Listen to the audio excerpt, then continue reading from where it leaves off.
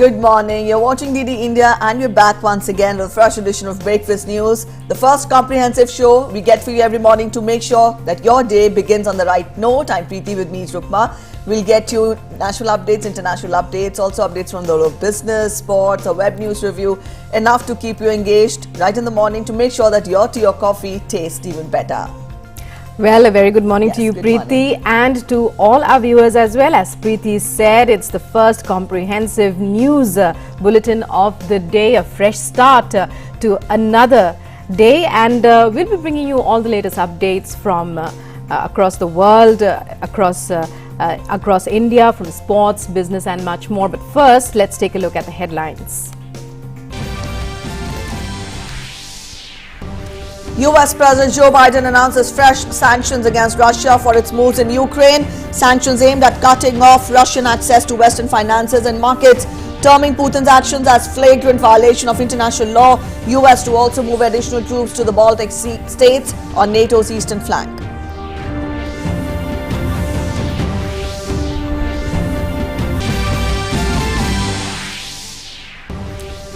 European Union members unanimously agreed to levy own initial set of sanctions targeting Russian officials over their actions in Ukraine. Germany to halt process of certifying Nord Stream 2 gas pipeline from Russia. Russia terms Western sanctions as illegitimate. Amidst continued high-level tensions and uncertainties on Ukrainian border, an Air India flight from Kiev lands in Delhi in full capacity. Air India to operate 2 more special flights between India and Ukraine on 24th and 26th of this month.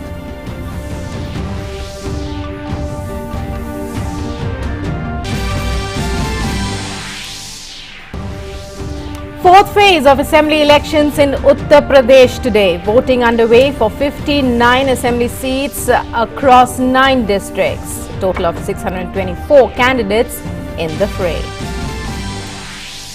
Campaigning for the next 3 phases continues in Uttar Pradesh. Prime Minister to hold rallies in Barabanki and Kaushambi. Senior BJP leaders JP Nadda and Rajnath Singh to also hold public meetings. Star campaigners of other parties also to show their strength.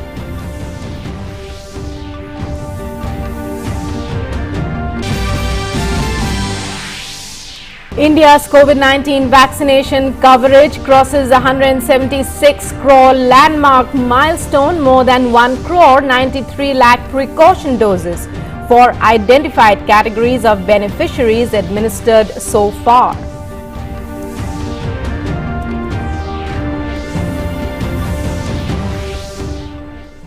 Alright, those are the top stories this morning, and up next we get to news in detail. We begin with updates on Russia-Ukraine crisis.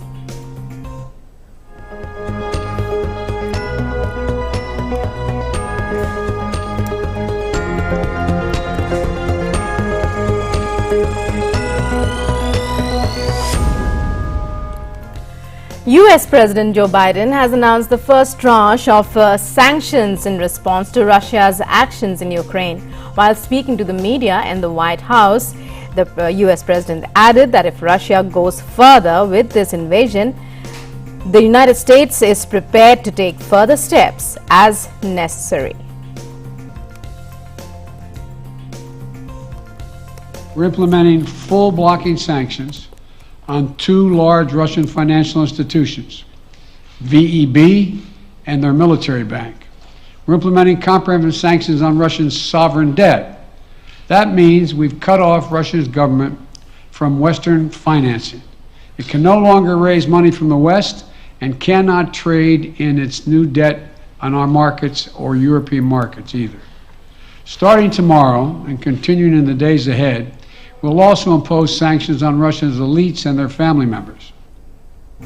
The economic sanctions have sought to target the financial institutions and Russia's elite. Biden also said that Russia will not have access to Western funds.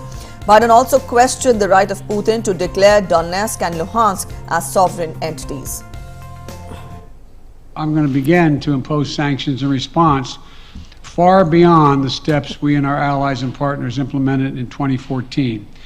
And if Russia goes further with this invasion, we stand prepared to go further as with sanctions. Who in the Lord's name does Putin think gives him the right to declare new so-called countries on territory that belong to his neighbors? This is a flagrant violation of international law, and it demands a firm response from the international community.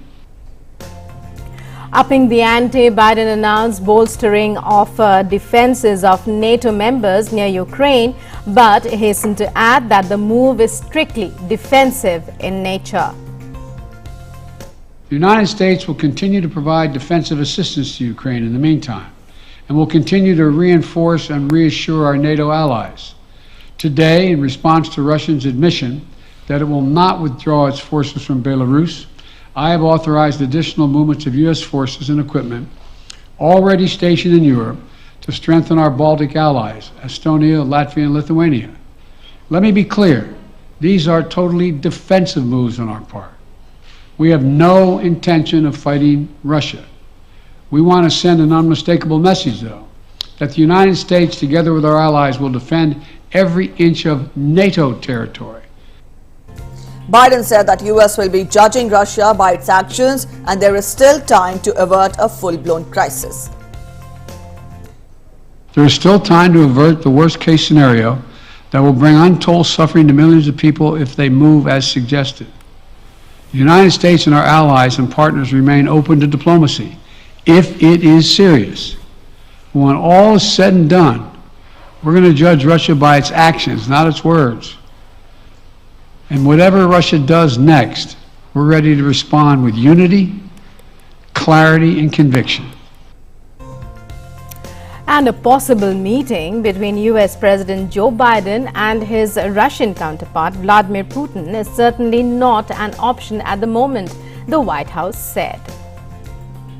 Well, we're never going to completely close the door to diplomacy, and at this point that is certainly not in the plans. And what would it take to get that conversation back to the table, to reconsider a meeting between the two leaders? Well, de-escalation. That's what it would take. How do you define that? De-escalation means moving troops. It means de-escalating from what the steps they continue to take on a daily basis appear to be. U.S. Secretary of State Antony Blinken said on Tuesday that he had cancelled a meeting with Russian Foreign Minister Sergei Lavrov planned for Thursday after Moscow's recognition of two separatist regions in Ukraine as independent entities. Blinken said that he had agreed to meet with Lavrov, his counterpart, only if Russia did not invade Ukraine. Last week, I agreed to meet Russian Foreign Minister Sergei Lavrov this week on February 24th. To discuss our country's respective concerns about European security, but only if Russia did not invade Ukraine. Now that we see the invasion is beginning and Russia has made clear its wholesale rejection of diplomacy, it does not make sense to go forward with that meeting at this time. I consulted with our allies and partners, all agreed, and today I sent Foreign Minister Lavrov a letter informing him of this. The European Union is ready to take further action against Russia if Moscow keeps on ramping up its military activity in Ukraine. European Commission President Ursula von der Leyen said on Tuesday. She spoke shortly after the EU's foreign ministers agreed to sanction 27 Russian citizens and entities after Moscow recognized two breakaway regions in eastern Ukraine as well as banks, the defense sector, and limiting Russian access to European capital markets.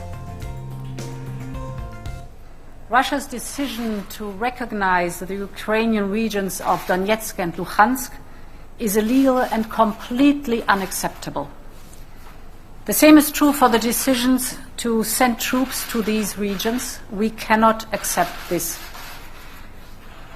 This decision violates the territorial integrity and the sovereignty of Ukraine. Russia is not respecting its international obligations, and it is violating core principle of international law.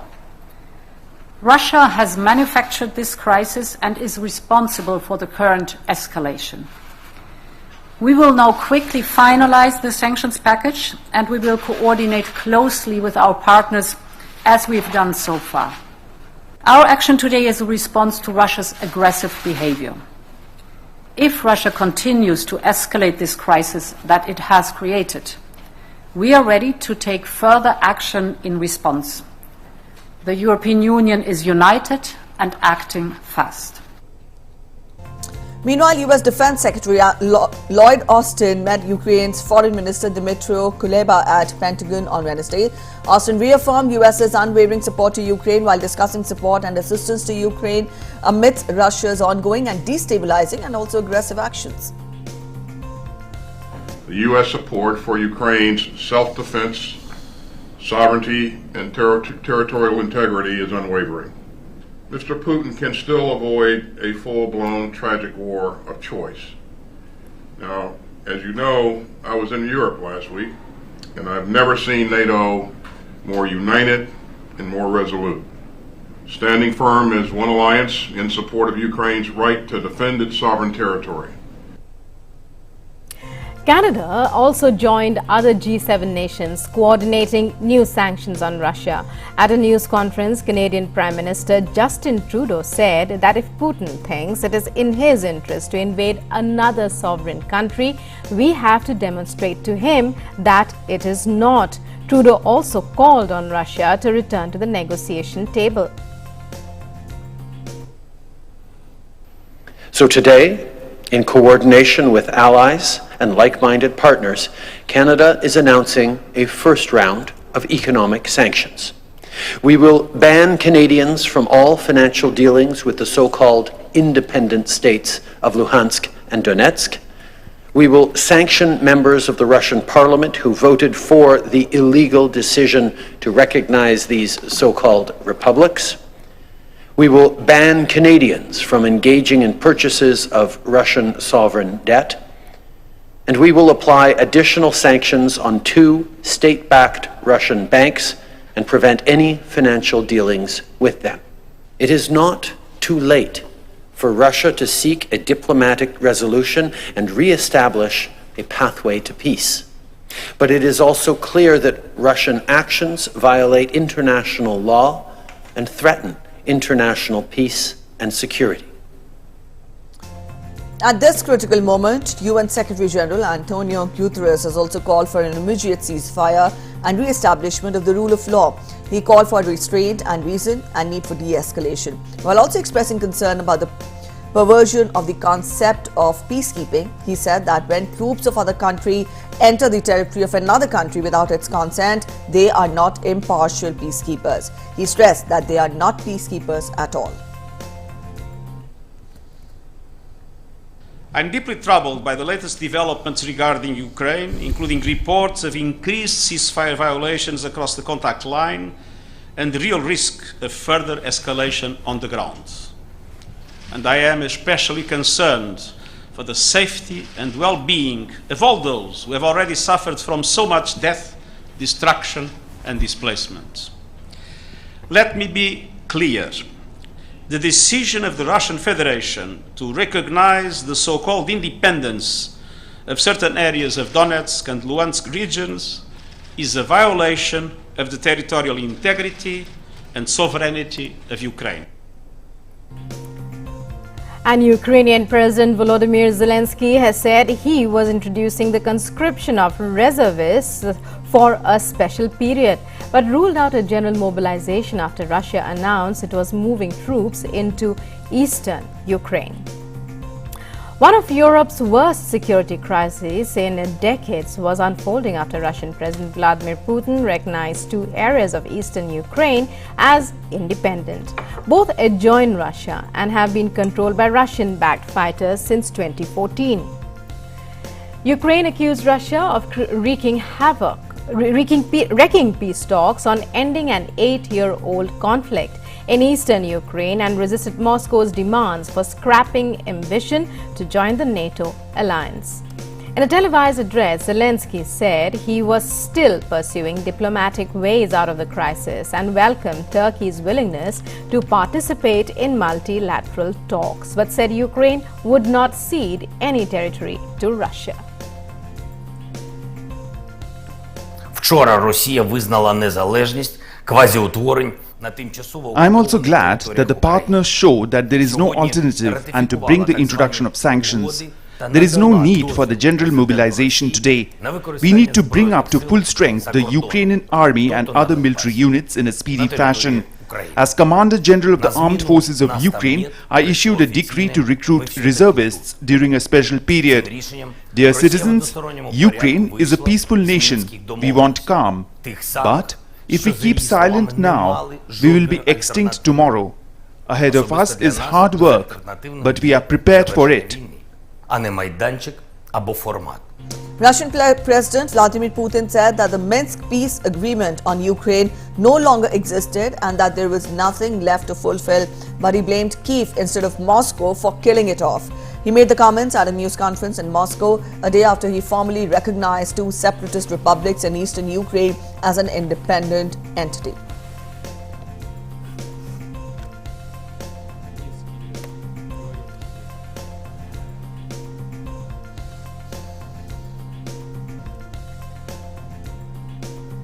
Meanwhile, satellite images show a new deployment of more than 100 military vehicles and dozens of troop tents in southern Belarus near the Ukraine border, according to a private US company.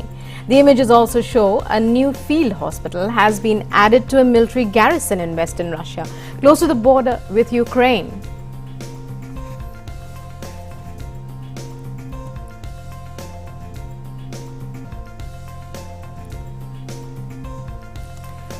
Situation in eastern Ukraine continues to be grim, with hundreds of people from rebel-controlled eastern Ukraine continuing to flee to southern Russia after Russian-backed separatist leaders of Donetsk and Luhansk People's Republics ordered women and children to evacuate because of the threat of war. On the railway station of Russian port city of Taganrog at Azov Sea, some residents expressed joy and gratitude over Russia's decision to recognize their independence, but others were filled with anxiety for what might come next. And Ukraine's military said that the frontline town of Shastya in eastern Luhansk region was caught up in shelling by Russian-backed separatists. According to the statement, separatists fired mortar launchers, anti-tank grenade launchers, machine guns and small arms. Kiev says Shastya has been under artillery fire for several days.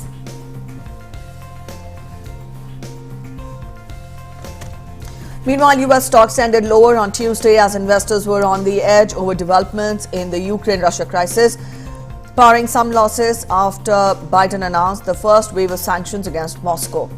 According to the preliminary data, the S&P 500 lost 43.94 points, while the Nasdaq Composite lost 166.55 points. The Dow Jones Industrial Average fell 482.57 points.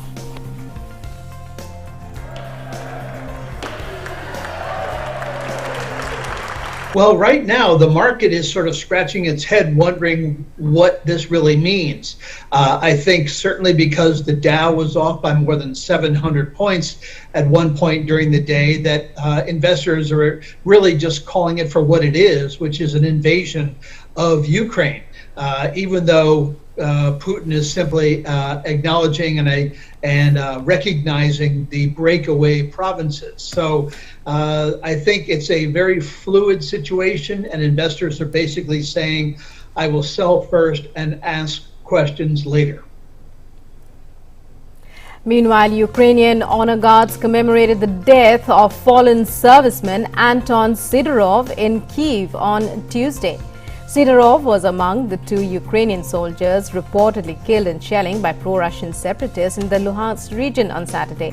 4 other soldiers were reported wounded the same day. The ceremony was held a day after Russian President Vladimir Putin ordered the deployment of troops to 2 breakaway regions in eastern Ukraine after recognizing them as independent.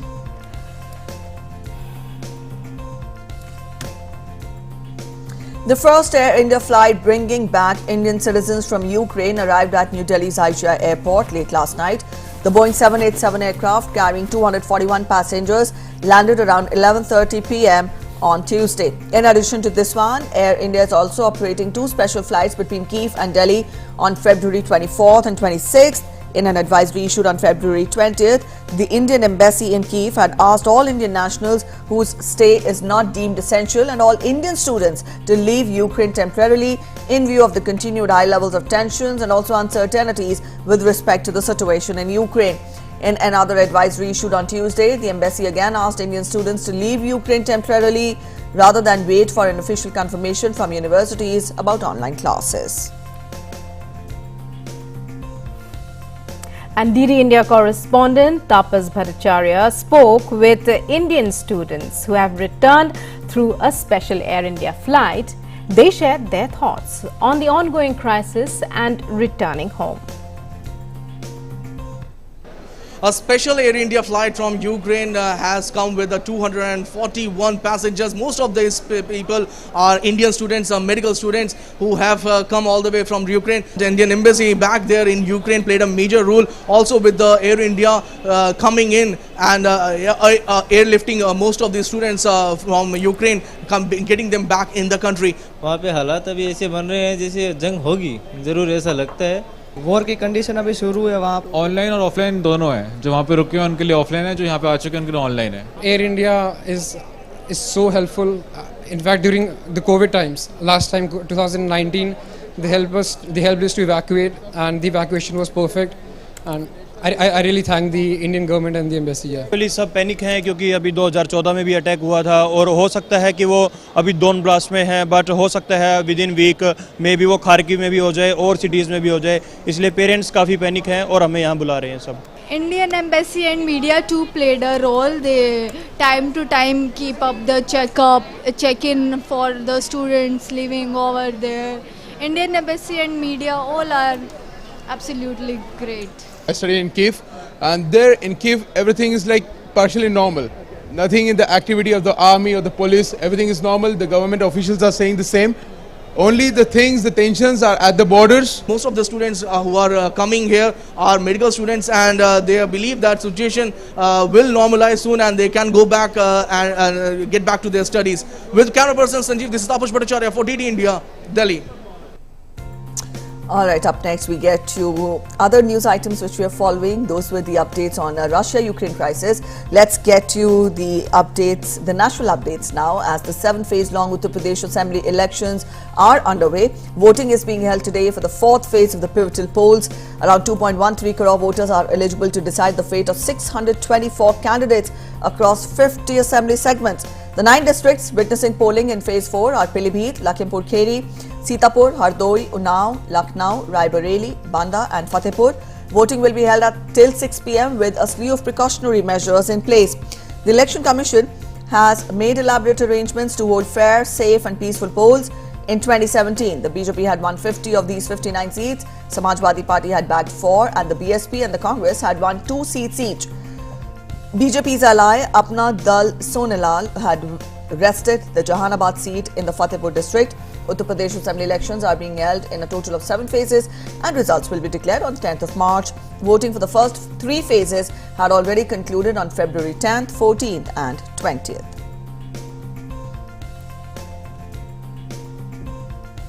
Meanwhile, campaigning for the next 3 phases continues in Uttar Pradesh. Prime Minister will hold election rallies in Barabanki and Kaushambi, while senior BJP leader Rajnath Singh will hold public meetings in Alapur, Barhaj and Ramkola. BJP National President JP Nadda will also address public meetings in Pratapgarh and Prayagraj. Star campaigners of other parties will also turn up to show their strength. Congress leader Priyanka Gandhi will campaign in Amethi.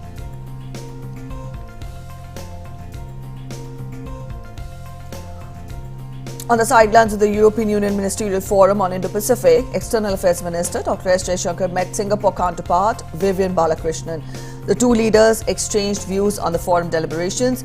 The talks also covered travel arrangements, economic cooperation and regional developments. Earlier, the External Affairs Minister also caught up with his friend, Greece's Foreign Minister Nikos Dendias. The two sides held insightful conversation on the current global situation. Dr. S. Jaishankar also met his Spanish counterpart, Jose Manuel Abras, on the sidelines of the forum. While welcoming his enthusiasm and commitment on bilateral ties, the External Affairs Minister said that he looks forward to welcoming him in India.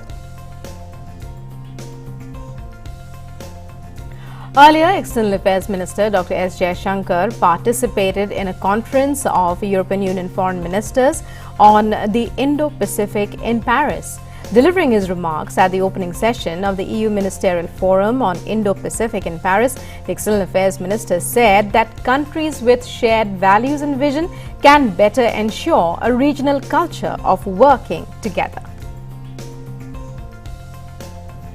The issues we confront in the Indo-Pacific will extend beyond, even to Europe. We therefore welcome EU's commitment to contribute to the security of the region. This remains a maritime century, and the tides of the Indo-Pacific region will certainly help shape its future. Our collective efforts can keep the oceans peaceful, open and secure, and at the same time contribute to conserve its resources and keep it clean. The minister further said that India and France are joining hands to launch the Indo-Pacific Parks Partnership. He invited partners from the European Union and the region to join this initiative and reinforce efforts aimed at conserving biodiversity in the Indo-Pacific. With its economic heft and expertise, the EU can promote economic development, infrastructure, connectivity, digital transformation, climate change, biodiversity, and human-centric concerns like health, besides security. In security, France is already among India's foremost partners. With EU too, we now have an enhanced partnership and operational level of access. In the area of connectivity, India's coalition of disaster-resilient infrastructure and the EU-India Connectivity Partnership have convergence with the Global Gateway. Our efforts must not only offer alternative resources, but also set standards in sustainability, viability, and transparency. On global challenges, the India-France initiative on International Solar Alliance now includes many European partners. India and France are also joining hands to launch the Indo-Pacific Parks Partnership. We invite our partners from the EU and the region to join this initiative and reinforce our efforts aimed at conserving biodiversity in the Indo-Pacific. Prime Minister Narendra Modi will address a post-budget webinar on the recently announced Union Budget 2022 today. The theme of the program, Leaving No Citizen Behind, is aimed at bringing industry leaders, policymakers and government officials together to deliberate upon the positive impact of the budget and identify actionable strategies to collectively work towards furthering the common goal of upliftment of everyone, a saturation of each household and village, leaving no one behind. 10 participating ministries and departments, in addition to government officials, industry experts and representatives of various government bodies, will participate and reflect on a variety of issues through the lens of the budget, its impact on industry and beneficiaries in the rural landscape. The conclusions from this webinar will then be presented to various ministries so that they may tweak their strategies for better implementation of these programs. Chief of the Army Staff, General M.M. Narvane, will present the prestigious President's Colour to 4 parachute battalions at the Parachute Regiment Training Centre in Bengaluru today. The 4 battalions are 11 Para Special Force, 21 Para Special Force, 23 Para and 29 Para.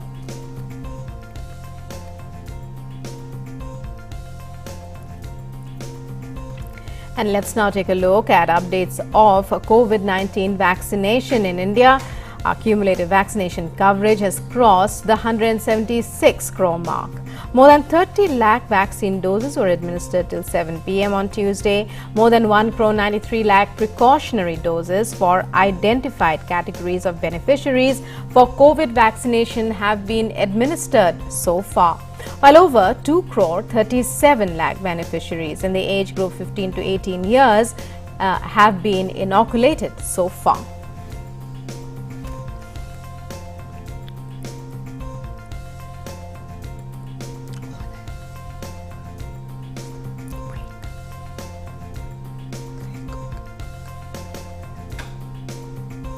It's now time for a short break, but there's more up ahead. Here on Breakfast News, stay tuned. We'll be right back.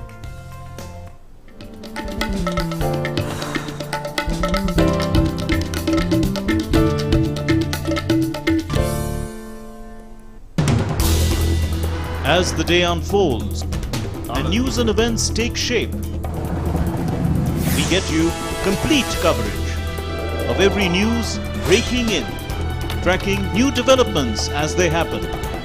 Midday Prime English, Monday to Friday, 2 p.m. on DD India.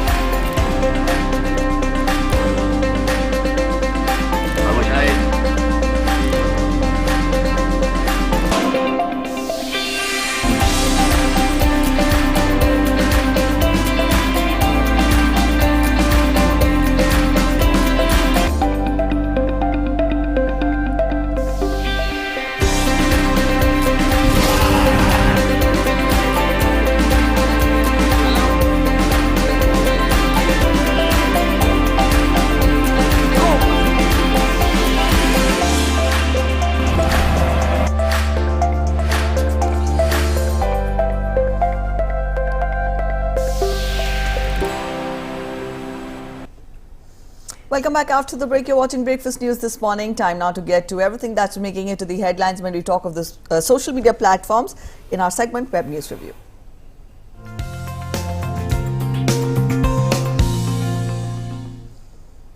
And joining us is our colleague Arun. A very good morning to you. Arun, what stories have you selected for us this morning? Good morning, Preeti and Rukma. Well, Russia-Ukraine crisis is trending all across the globe primarily. If you look at Twitter, social media websites, the Russia-Ukraine headlines are actually dominating. So this news I have picked up now from the Indian Express. This is the first news article that I have picked up from Indian Express. Now, there's an Indian perspective to it. It says that the Air India flight lands in Delhi from Ukraine. Students who returned say that tension is building up there in between Russia and Ukraine. So yesterday night, more than 240 students, they landed in Delhi from Ukraine. And we know this fact that India has, or primarily Air India specifically, has deployed several flights primarily. The next flight will take up take off on 24th and then on 26th, and various additional flights are also being deployed on this Delhi Ukraine route specifically to bring back the students specifically from Ukraine.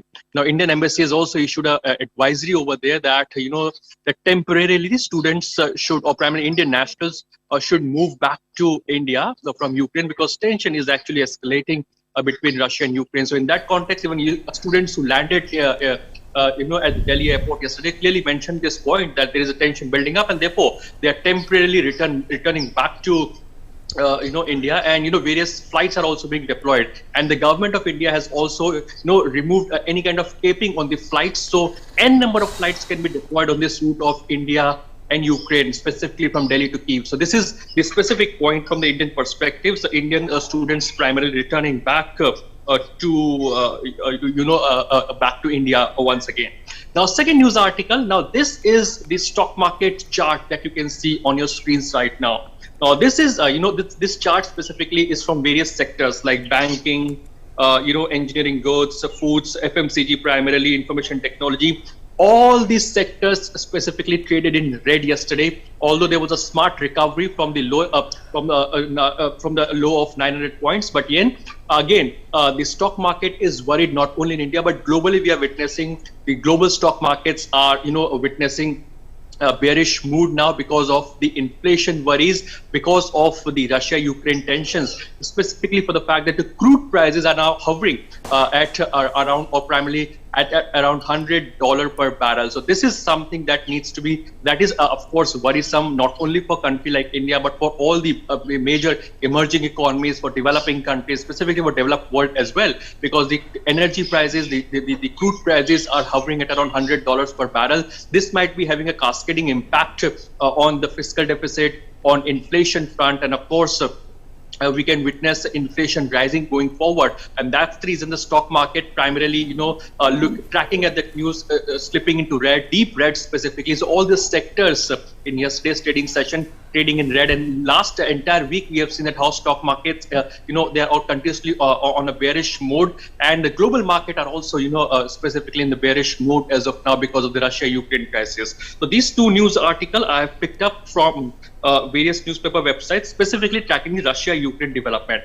Now, third news article, this is from Economic Times. Now, it says that India to have 1 billion smartphone users by 2026. Now, this is an interesting research done by Deloitte. Now, it says that India to have 1 billion smartphone users. That means close to, more than 100 billion smartphone, 100 crore specifically smartphone users in country like India. Now, 5G will power this, smartphone demand in a market. Now, this demand is specifically coming in from semi-urban, rural India specifically, because the smartphone penetration will now increase in the rural India, in the semi-urban areas in our country, whereby, when 5G will reach, and as Prime Minister Narendra Modi has made a clarion call that all the villages in our country, all the Gram Panchayats specifically in our country will be connected with the optical fiber network, and this will pave the way for the demand of the smartphone users and the smartphones specifically in country like India. Second important thing that is going to give a major push to the smartphone demand, and that is the Make in India initiative, because now the global giants like Apple,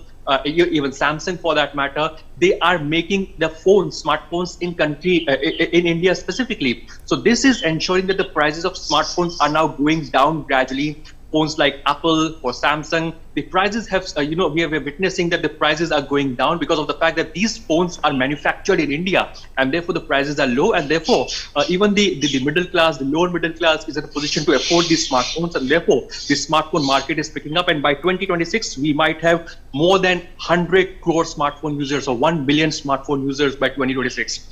Last news article I have picked up from the Pink Paper Mint. It says that this is the news article from Delhi, and good news specifically and can come up for people of Delhi on February 25th, whereby it says that COVID norms are likely to be relaxed further. Now, DDMA meeting on February 25th. Now, last meeting happened, as far as the Delhi's DDMA is concerned, the last meeting happened on 4th of February, whereby, it was decided to open up the schools and colleges in a phased manner.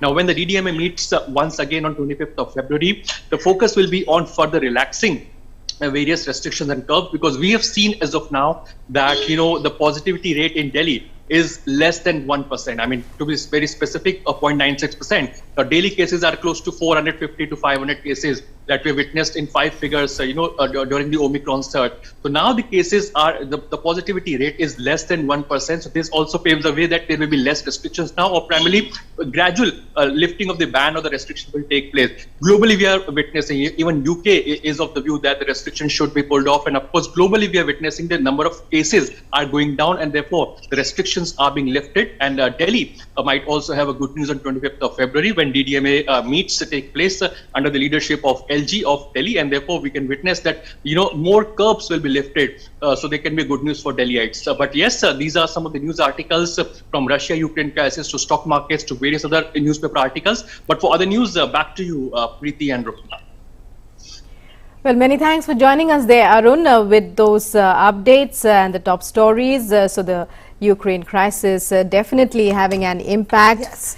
As far as the markets are concerned, the economy in various countries, not just in Ukraine, it could have even more and a deeper impact. Of course, all countries looking at a diplomatic resolution in that regard. Yes, indeed. So let's see how the days ahead pan out. Meanwhile, we've got you, elaborate updates on Russia-Ukraine crisis. Let's turn focus to other news that is making headlines across the world in our segment Across the Globe.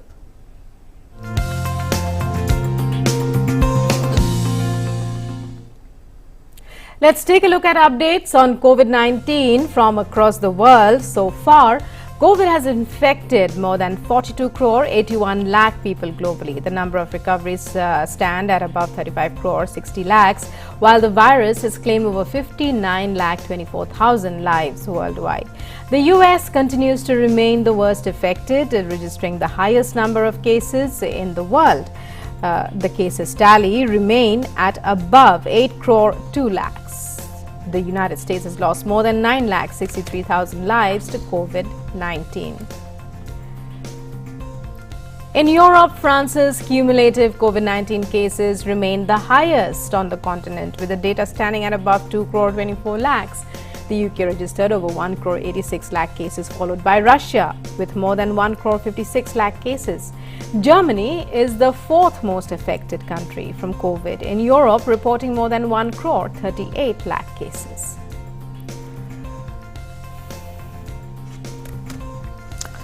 Brazilian Biomedical Center Fiocruz has produced homemade COVID vaccines for Latin American country as part of the partnership with Oxford AstraZeneca. The first locally made vials were handed over to the authorities earlier this month and will form part of the country's vaccine rollout. Brazil's health ministry reported 105,776 new cases of the virus in the past 24 hours and 816 deaths. The Latin American country has now registered 2 crore 83 lakh 51,327 cases since the pandemic began, while the official death toll has risen to 6 lakh 45,420.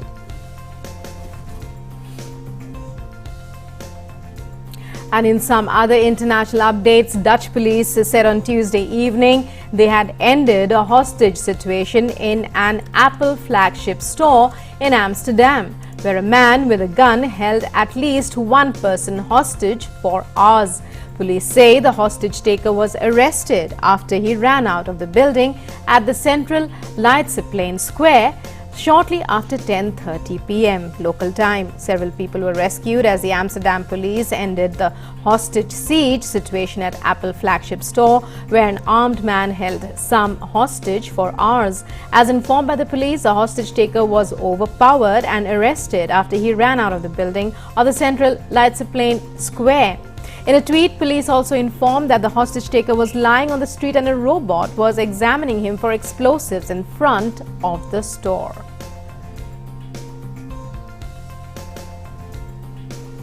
At least 2 were killed while 8 more went missing after torrential rains triggered landslide in the state of Tarija in Bolivia. The rescue team and locals continue the evacuation of affected people.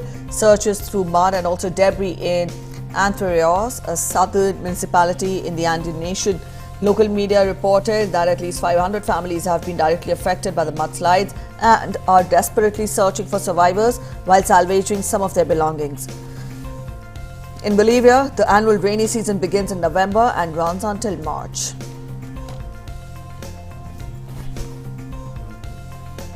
And a forest wildfire in Chile's Araucana region. Forests and homes were devastated, with firefighters battling to keep back the blaze. At least 58 active fires in the area have been reported by the Chilean National Forestry Corporation.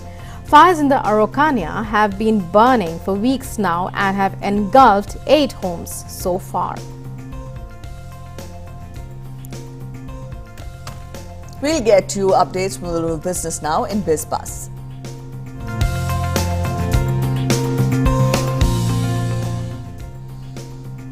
Union Finance Minister Nirmala Sitharaman on Tuesday chaired a post-budget meeting with heads of banks, non-banking financial institutions and financial institutions in Mumbai. The meeting deliberated on various budget announcements in the context of PM Gati Shakti, defense, telecom, manufacturing and exports, emergency credit line guarantee scheme and tax concessions to new manufacturing units and startups which offer new opportunities to the financial sector. It was emphasized that digital banking, digital payments and fintech innovations are an opportunity for banks to find new ways to reduce the cost of intermediation and provide cost-effective services. She added that the benefits of digital banking should reach every nook and corner of the country in a consumer-friendly manner. It was further stressed that the banking industry should target opening of accounts of unbanked adults under the Jan Dhan Yojana scheme and ensure insurance and pension coverage to all eligible adults. The way forward for stepping up the lending activity and building a conducive credit environment for businesses and individuals, she said. She stressed also upon these points in the meeting. And now we turn focus to sports.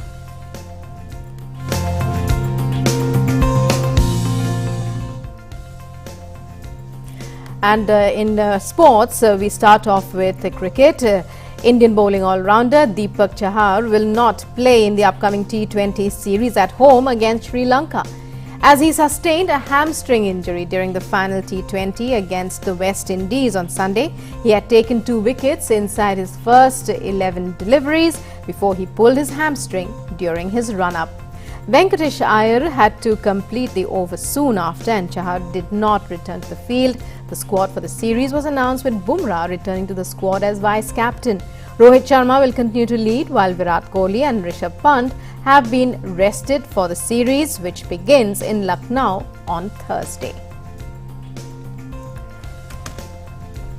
Alright, the Spanish women's hockey team arrived in Bhubaneswar on Tuesday ahead of its 2-legged FIH Pro League matches against India on February 26 and 27. Spain suffered a defeat in their opening match of the tournament at home against the Netherlands with 0-1, but managed to push their second game against the Dutch to a shootout after a 2-each stalemate where they lost.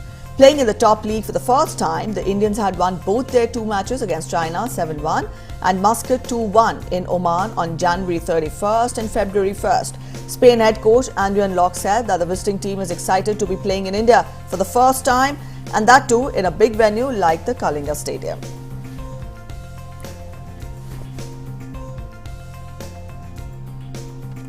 And it's time now to remind you with another of our glorious freedom struggle, with another episode of the Saga of Freedom. Today, we celebrate the birth anniversary of social reformer Gadge Maharaj, a public teacher influenced by Dr. Bhimrao Ambedkar. We pay tribute to Gadge Maharaj in this edition. We also pay tribute to Ismail Khan and Abdul Ali, who were martyred on this day. Take a look.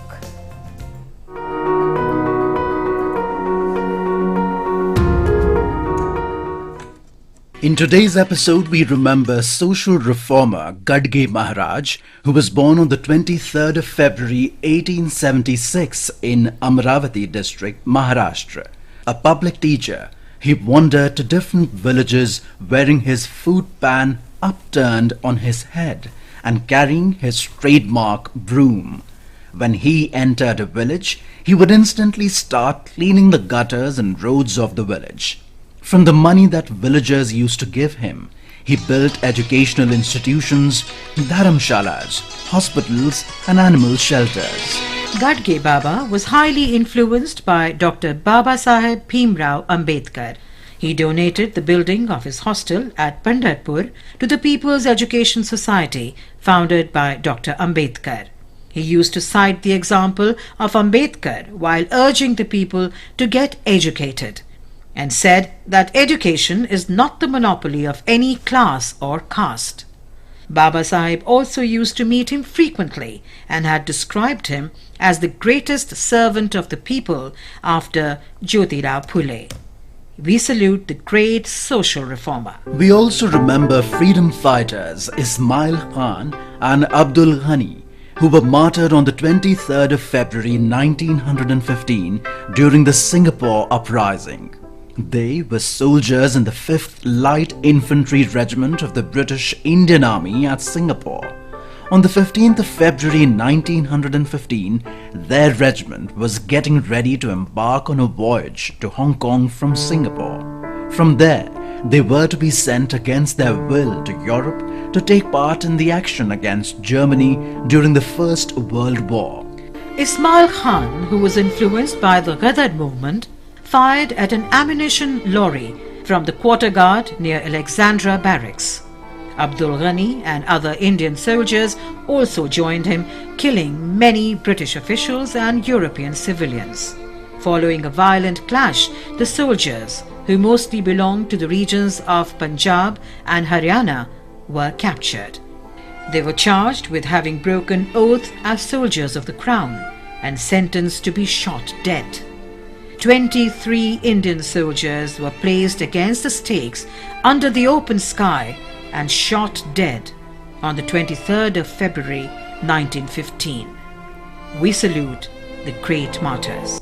We also remember martyr Abdul Ali, who died while participating in a demonstration in support of the Royal Indian Navy Ratings Rebellion on the 23rd of February 1946. The ratings of the Royal Indian Navy battleship HMIS TALWAR, docked at Bombay, went on strike on the 18th of February 1946 over the issues of bad food and adverse living conditions. Following their capture of the naval trucks, the ratings went all out to urge the people of Bombay to rise in support of their uprising, which was spread to 78 ships and 22 units all along the Indian coastline. In response to their call, several possessions were taken out in Bombay. Abdul Ali received severe bullet wounds in the British police firing on a demonstration he took part in Bombay on the 23rd of February 1946 and died on the same day. We salute the great son of the soil.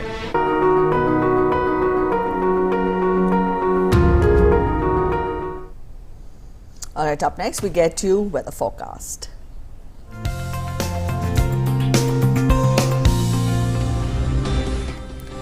As per the satellite picture, under the influence of a western disturbance as a cyclonic circulation over East Afghanistan adjoining Pakistan in middle tropospheric levels and induced cyclonic circulation over northwest Rajasthan and also neighborhood.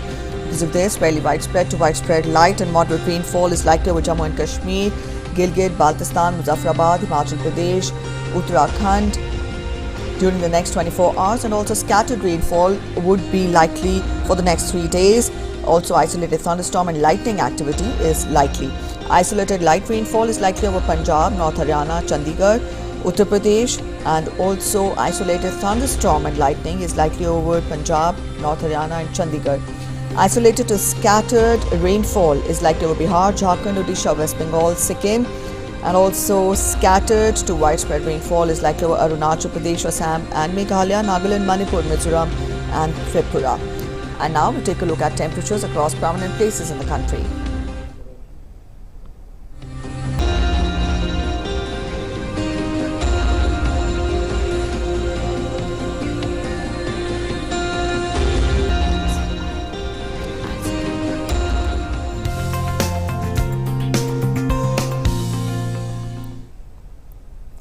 And with that, we wrap up this edition of Breakfast News. We hope you enjoyed our show, and here's wishing all of you a wonderful day ahead. Yes, and before we go, we leave you with 65 push-ups in one go by a 55-year-old ITBP commandant Ratan Singh Sonal. And what makes it special is that it is being done at 17,500 feet at minus 30 degrees Celsius temperature in Ladakh. Yes, it is the dose of daily inspiration for you. Indeed, age is no factor for such adrenal adventure in hostile climate. Bravo and salute to such ITBP commandants. Take a look, have a good and an equally inspiring day ahead. Bye-bye.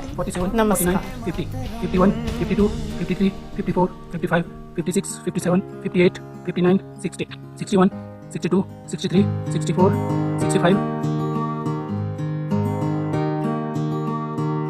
सैनिक तूफान